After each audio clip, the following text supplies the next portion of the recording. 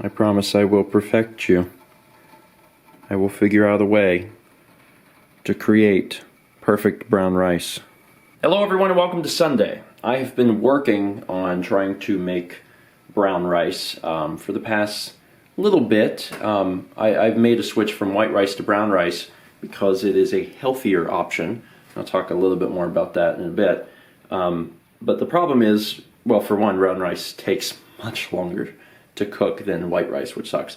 But number two, every time I've made it thus far, I've managed to not burn the rice, but like the bottom gets real crispy. And there is nothing worse than every 10th grain of rice, you know, being a rock in your mouth and you're trying to eat rice and then you just all of a sudden, so that's awful. So today, I actually had Mal look up an alternative way of making rice where you boil it, which sounds unusual to me, but I'm like, sure, we'll give it a shot. So I've got I'm making a half cup of rice. It's the first thing to note. If you were making a full cup of rice, obviously you would double whatever I'm about to say. So we've got a half cup of rice, 4 cups of water, and how many? 3/4 teaspoons of... Yeah, it's like almost a full teaspoon. 3/4 teaspoons of salt. And then I also threw in some olive oil because it helps the water not foam up as much.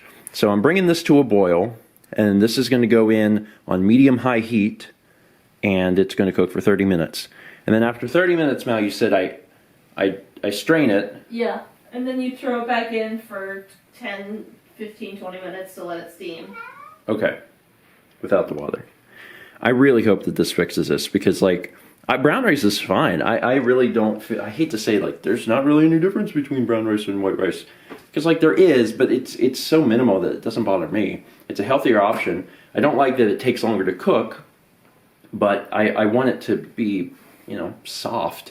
So if this fixes it, then dang it, I'll do it.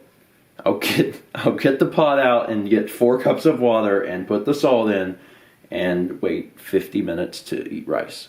Drain rice, quickly turn the pot and cover tightly. It doesn't say to change the temp. Okay. Boom. So the final product looks pretty good. I'm excited about it. You might be asking, how did the rice go? The answer to that is really bad. Really, really bad. In fact, I'm currently soaking the pot because it's the worst it's actually ever been. And I kind of felt like maybe that was going to happen, because what happened was for the first 30 minutes when it was doing the boiling, that was actually really promising. None of it was burnt. You know, it had started to cook. I was like, oh, cool. Then you transition to this 20-minute part where it steams it, and it never said anything in the directions about changing the temperature. But that was the part that made me uncomfortable. I was like, oh no, medium-high heat, no moisture, like it's just in there, okay. And then almost immediately it had just completely burned to the bottom of the pan. I think it wanted you to put on a hot pad or an off burner for 20 minutes, and just like the residual heat. What? I think, in hindsight, that wanted you to put it on like a cool burner or a hot pad for 20 minutes. Well, that would make more sense now, wouldn't it? I can give it a shot again soon. The boiling thing definitely does work. I almost wonder, could you just boil it all? Just boil it? It seemed fine after we strained it. You could just boil it for 50 minutes, maybe. I don't know. I'm just brown rice eludes me. White rice, I cook white rice, comes out perfect every time.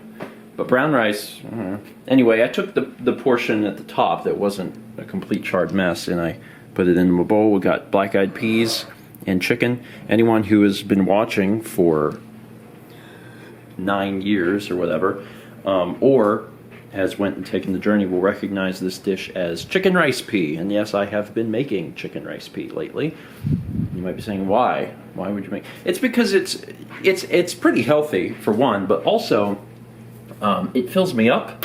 It's a lot of like good hearty food, and that's the problem I generally run into, is I don't feel, you know, full. Like I get hungry too quickly, and this type of meal really helps me not get hungry too quickly. Now, the reason I have brown rice is because I've been trying to make some dietary changes, And brown rice is a part of those dietary changes. I could probably turn this off. I think the smoke has mostly cleared.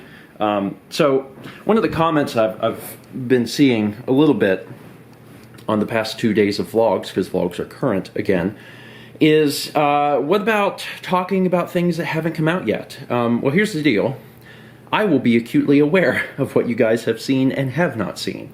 And I think that'll be very beneficial, because if something is about to come up and you guys are confused, I'll know that you're going to be confused and I can explain the situation. So for example, cooking brown rice, making healthier choices, why am I doing that? I know that those vlogs aren't out yet, so I can tell you. I had a cholesterol test recently and found out that my cholesterol is really, really high. Now there's a reason for that. Two main reasons, I think. One, it runs in my family. My mom actually has high cholesterol. It's a funny story because when she first found out, her doctor said, you have to stop eating red meat. And those who watch the vlog may know my mom has been a vegetarian for like over 30 years. So she was like, yeah, I think I got that part under control. So she has a family history with it. That's been passed along to me, I presume. And that's probably contributing in a major way. But the other side of that, and the part that is most likely my fault, is that over the past like 6 to 9 months, I have become fixated on eggs, particularly scrambled eggs. I got to the point where I wanted to perfect them, and I started to do, in my opinion, pretty dang good. The problem was I was eating over a dozen eggs a week easy, and I think that it just really contributed to my cholesterol.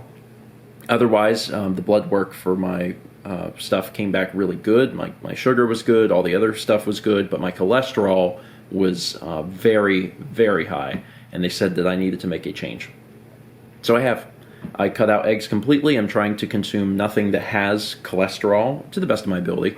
I've been eating a lot of whole grains, and I switched rice from like white rice to brown rice. So I'm making little changes here and there. It's not that I can't ever have cholesterol. It's not that I can't ever have, fried foods or whatever. But I need to, limit it. And I've done a really good job so far. So that's good. That happened like how many weeks ago? Just like 3 or 4? Like 3 or 4 weeks ago.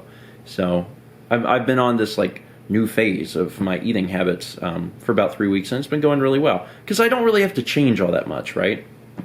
I really don't.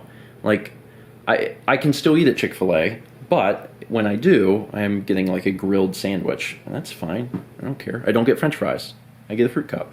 And again, it's not that I can never have, fried foods. It's not that I can never have French fries, but I just need to be, very mindful of how often I consume it. It's also funny because there's earlier vlogs coming out that are like, year of the chicken strip, and I'm like, oh, well, wait till we get to May.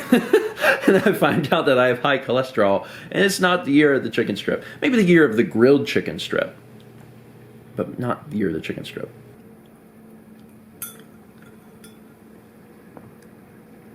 It tastes all right. That's good. There's a smell. It smells a little burnt, but it tastes fine because I just got all the rice off the top and not the stuff at the bottom. So that's one good thing, is that like when the other times I do the rice, the bottom's not like burnt, it's like just crunchy, which is awful. This time it was actually kind of good because it got so burnt to the bottom that part didn't come out of the pot whenever I put it in my bowl. I'm trying to look on the bright side of things. Anyway, that's it for today. Thank you so much for watching. I know you're like, what, are you ending this in the day? I am, because this is a complete thought, and also realistically, we just have a lot of work to do today. I'll spare you. But the good news is you'll get this tomorrow. Speaking of, tomorrow is the WWDC. Did you know that? No. Now you do. Apple's annual conference is tomorrow. That will be the subject of the vlog.